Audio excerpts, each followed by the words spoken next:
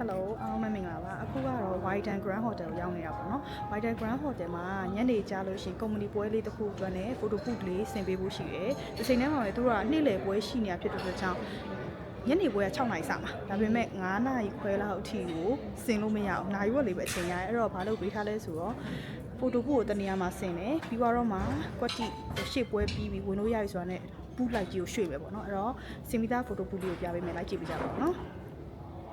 Okay here we go ဒါကတော့ photo book ပေါ့နော် photo book ကနေရာမရှိဘူးဒီရှောက်လမ်းမှာ frame ပေါ်မှာပေါ်လုံးစင်တာကြီးကြိုးလုပ်ထားတာဖြစ်တဲ့အတွက်ကြောင့်အဲ့လိုမျိုးဒီဘက်မှာတချမ်းလေးအရင်ဆင်ပေးထားတယ်ပြီးရင်အိုးဘက်မှာအပြည့်ပေါ့နော်စူးချွန်လေးတွေဘောလုံးအကြီးလေးတွေဘောလုံးအသေးလေးတွေအဲ့ဒါလေးတွေပါထည့်ပြီးတော့ဒီကဒီလိုမျိုးဆင်တဲ့ခါမှာ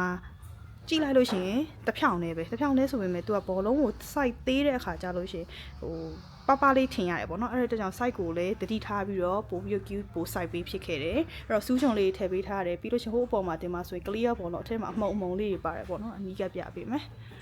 ဒီမှာတော့ confetti လေးတွေပါတယ်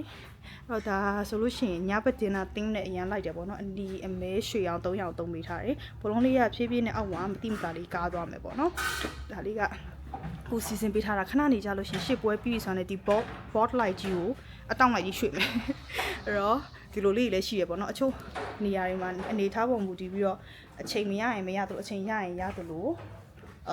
လောက်ရတာပေါ့နော်အဲ့တော့ကြောင့်ပွဲလာစုံစမ်းတဲ့အခါကျလို့ရှင်ဘေးကုန်းလေးပြီးတတ်တယ်ပဲချိန်ပြီးဆင်ပေးရမှာလဲဘယ်မှာဆင်ရမှာလဲ indoor လား outdoor လားစသဖြင့်အဲ့ information တွေအရင်ဆုံးမေးတဲ့ဟာမျိုးလေးတွေပွဲအပ်တဲ့ဟို customer ကြီးကြုံဘူးချလိမ့်မယ်ပေါ့နော်အဲ့တော့မေးရတဲ့အကြောင်းရင်းလေးတွေကဒီလိုလေးရှိပါတယ်ဆိုတဲ့အကြောင်းလေးကိုတခါတည်းတလက်စားတဲ့လမ်းကြုံရှင်းပြပေးရခြင်းဖြစ်ပါတယ်အဆုံးထိကြည့်ပေးတဲ့အများကြီးကျေးဇူးအများကြီးတင်ပါတယ်နောက်ဗီဒီယိုမှာပြန်လည်ဆုံတွေ့မယ်တတား